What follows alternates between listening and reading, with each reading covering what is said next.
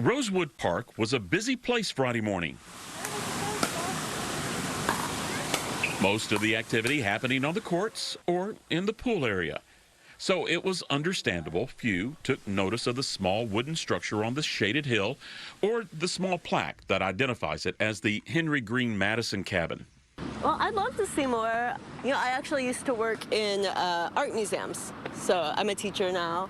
I think having just more information available and more engaging information, something that catches people's eye.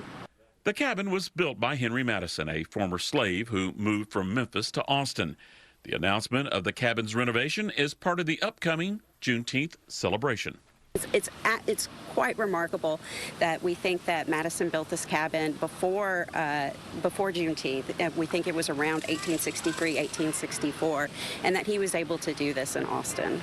Henry Madison and his wife, Louisa Green, lived in this one-room cabin. They eventually built a larger house around it to raise their 8 kids. The couple was active in the early days of Austin. They were part of Reconstruction after the Civil War. He was the city's first African-American council member and a policeman. He also took part in the 1868 Texas Constitutional Convention.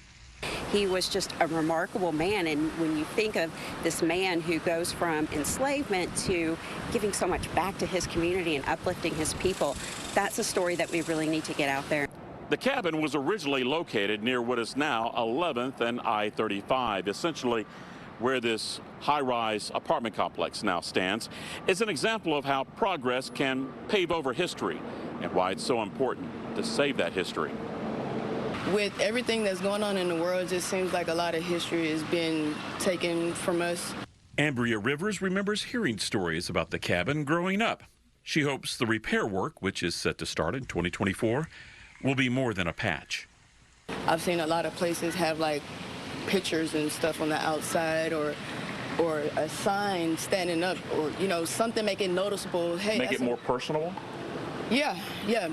Where we can know more into detail about it.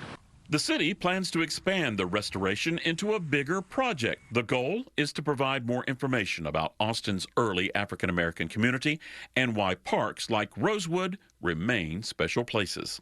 This story is absolutely fantastic, and it's a very, very special way that we can kind of use this cabin and use Rosewood Park itself as sort of a portal into that history of Reconstruction and the importance of that. So it's not just about Madison, but it's about the history and how Austin was developing right after emancipation. Residents are invited to gather at the cabin Saturday and share family history.